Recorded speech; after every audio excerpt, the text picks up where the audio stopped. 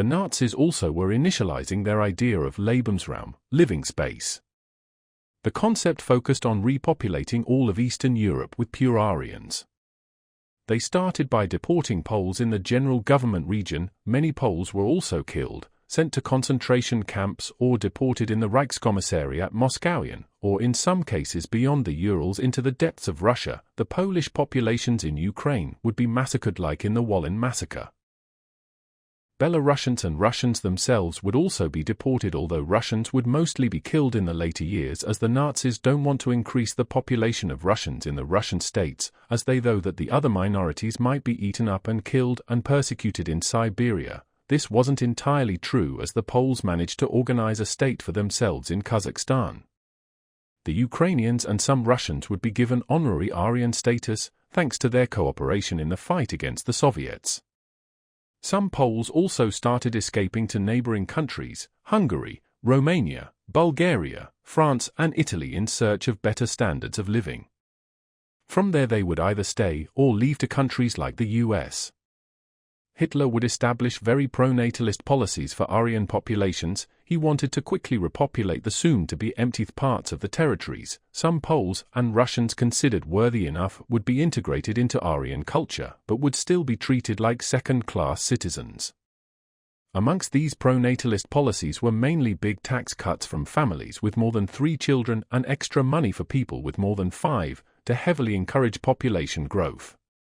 This was a priority for the Nazis, as they cut funding for some other social programs they wanted to implement and from which already exist, or prioritize the social programs for those families that do meet the wanted standards of the amount of children per family.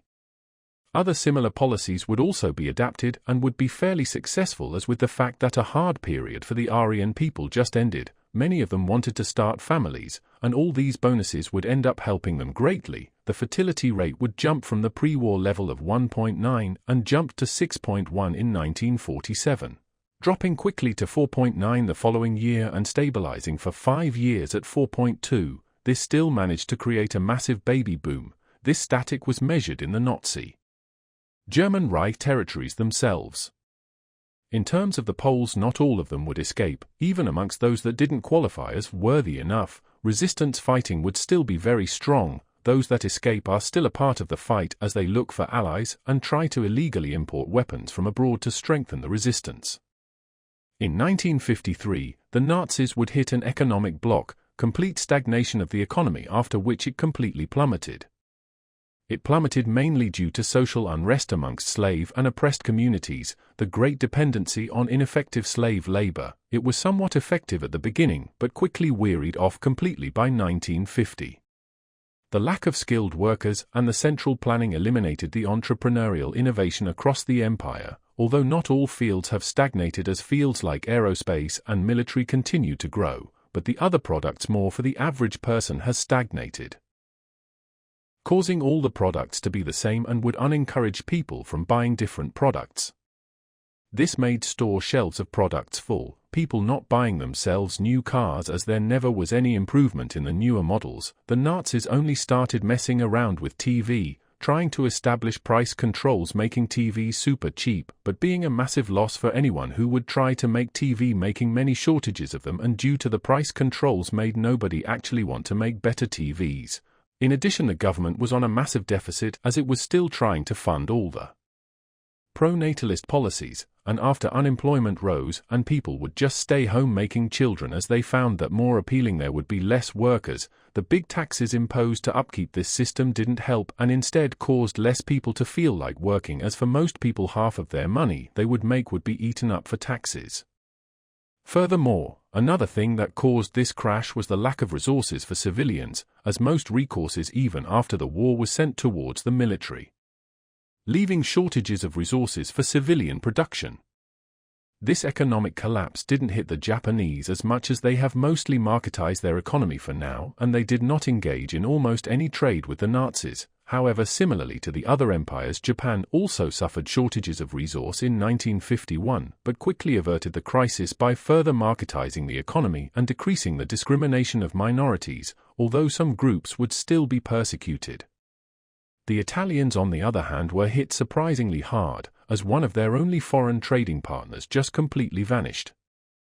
It hit even harder for the Italians as the government almost bankrupted, as upkeeping all of their colonies was very costly. Prior to this, the Italians already suffered resource shortages. However, these shortages have been mostly fixed but resurfaced temporarily due to significant inflation caused by the Nazi economic collapse. The significant rise in inflation coming from the Nazis in Italy would show gaps and incompetencies in Benito Mussolini's leadership, and during the war it was very visible that the Italian military in no shape or form is a powerful force and is more of a puppet army of Hitler. Julius Toscani, born in Rome on July 23, 1926. Born into a Catholic family of traditional Italian fascists and great fanatics of the Roman Empire, his father Apollo Toscani is a historian teaching in Sapienza University of Rome and is a big fan of the Roman Empire and was a fascist that participated in the March on Rome. Julius, like his father, became a big fan of the Roman Empire, and although not being fully a fascist and being more of a monarchist, he still was a fan of the original version of Mussolini's Italian fascism. The one thing he was 100% certain was about the dream of bringing back the Roman Empire. He had many critiques of the Mussolini regime during the Great War, as he saw it as military incompetent. He studied in a military academy in Rome, from which he went into politics, and thanks to his father's acts he managed to join the government. Once he was in, he criticized the incompetence of the Italian military in the Great War and criticized the level of inflation Italy was hit with.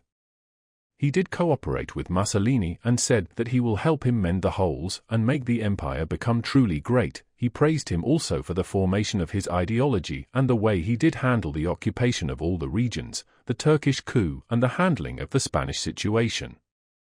He didn't form an opposition party to Mussolini, instead wanted to improve it and to truly fulfill Mussolini's dream of bringing back the Roman Empire. During the rise in inflation, he contacted and proposed with some of his economists on how to fix the inflation and continue growing the empire. He later on proposed ideas for the military and the approach for foreign policy Italy should take. He became very popular in the media as he started to appear in public speeches very often. Thanks to his charismatic personality, he not only managed to catch the interest of the public but also many military generals and some politicians, notably economists.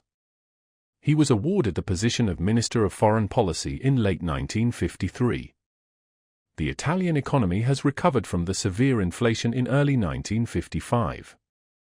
Notably, in the same year, Mussolini has died. To replace him, Julius Toscani was selected to become his successor. This gave Julius unlimited power across the empire. He would begin his leadership by restructuring the way it functions. For the beginning, he approached reforming the Roman Empire by creating a Roman confederation of a sort. He created a new faction of puppets called Mare Nostrum, our sea in Latin. He would start incorporating Latin in every school, slowly making Latin a widely spoken language across the empire. He would give great autonomy to all the states, with the one demand that all states will all serve the interest of the empire, and the emperor would start incorporating Latin into daily life and would completely give up their militaries to the emperor himself. Every puppet, including Italy itself, would be treated as a state. Rome itself would only control the new reorganized Roman army. While the Nazis were still recovering from their economic crisis, Julius used this situation and pushed Vichy France into joining the Italian sphere of influence. He would continue this pressure by further integrating France with the hopes of making it another state to the new Roman Empire, thanks to the new leader of France, Pierre du Bois, who quickly succeeded Laval as he died from mysterious causes. And he was much more angered at the Nazis occupying his country and preferred to ally himself. With not only a stronger country but also a more ethnically closer nation, the economic crisis also heavily impacted the French people and forced them to distance themselves, as Du Bois didn't want this to happen again, which Du Bois believed that it would. He would further pressure in the United Arab States and make it the next state. He would also attempt at urging the Bulgarians and Romanians to join his bloc. He also attempted to coerce Croatia, but it was too deeply intertwined with the Nazis as it was an integrated puppet of theirs. He would also liberalize parts of the economy, such as for agriculture and consumer goods. As these events transpire, Hitler is not particularly pleased, with no decisive action being possible at that time due to the crisis.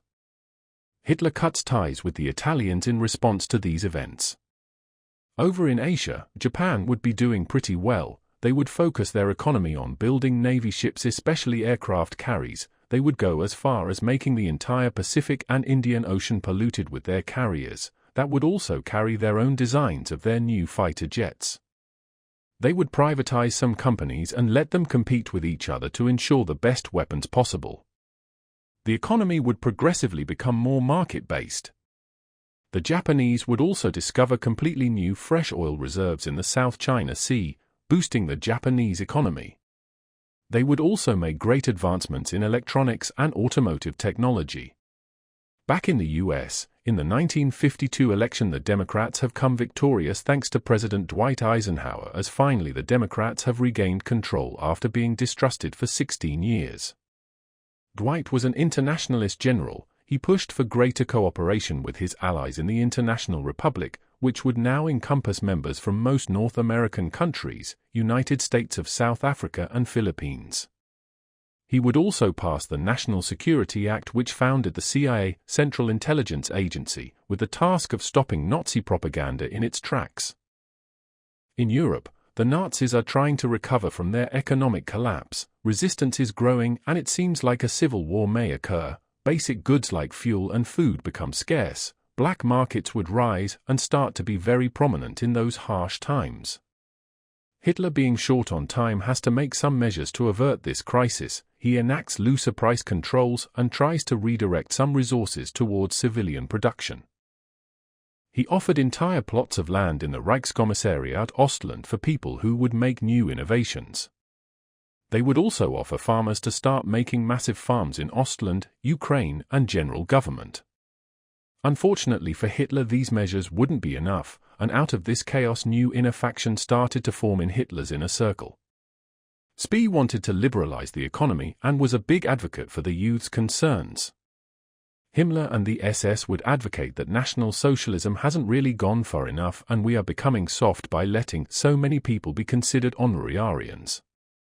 Goering approached with going to war again, as he understood that the Nazi economy was fueled by conquest and that was what the state needed.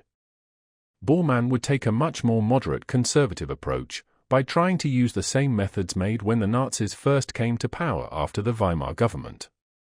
Goebbels would for now stay loyal to the Führer, but as word spread, he becomes sympathetic towards Himmler as he sees his successes as the greatest for his propaganda campaigns, and if not for some of his decisions he would not be able to make such effective propaganda, promoting him to Hitler as a viable candidate for his successor.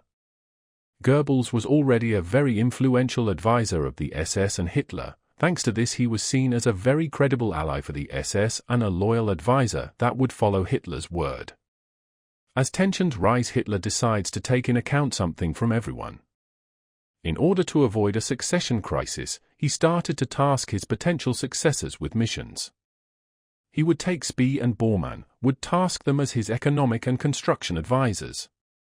He would task Himmler and Goebbels with handling this, what he already was tasked with for many years, but made to take different measures at controlling the public and regaining public trust. During this time Himmler started to ally Goebbels further, where in a case of him becoming the next Führer would task him as one of his key advisors.